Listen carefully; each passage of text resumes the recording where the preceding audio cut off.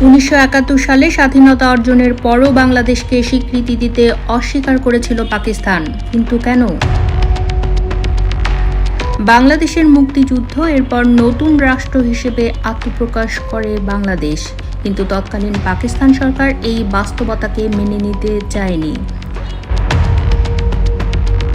পাকিস্তানের প্রধানমন্ত্রী জুলফিকার আলী ভুট্টো শুরুতে কঠোর অবস্থান নেন, এমনকি ঘোষণা দেন যে দেশ বাংলাদেশকে স্বীকৃতি দেবে তাদের সঙ্গে সম্পর্ক ছিন্ন করা হবে। কিন্তু আন্তর্জাতিক চাপ বাড়তে থাকে। প্রায় 90,000 পাকিস্তানি যুদ্ধবন্দী ভারতে আটক ছিল। একই সময় পাকিস্তানে আটকে ছিল অনেক বাংলাদেশি। কূটনৈতিক সম্পর্ক না থাকায় সমস্যা জটিল হয়ে ওঠে।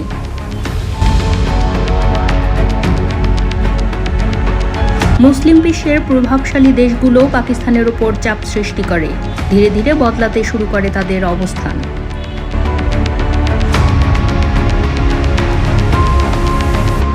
অবশেষে 1974 সালের 22 ফেব্রুয়ারি পাকিস্তান আনুষ্ঠানিকভাবে বাংলাদেশকে স্বীকৃতি দেয়।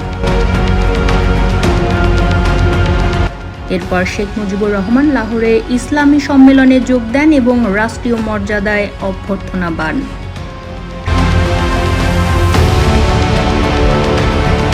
সেখানে বাংলাদেশের পতাকা উত্তোলন করা হয়, বাজানো হয় জাতীয় সঙ্গীত। বিশ্বমঞ্চে দৃঢ়ভাবে জায়গা করে নেয় বাংলাদেশ।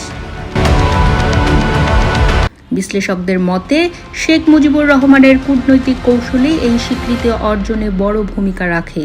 এই স্বীকৃতি শুধু একটি আনুষ্ঠানিকতা ছিল না, এটি ছিল বাংলাদেশের আন্তর্জাতিক গ্রহণযোগ্যতার এক বড় বিজয়।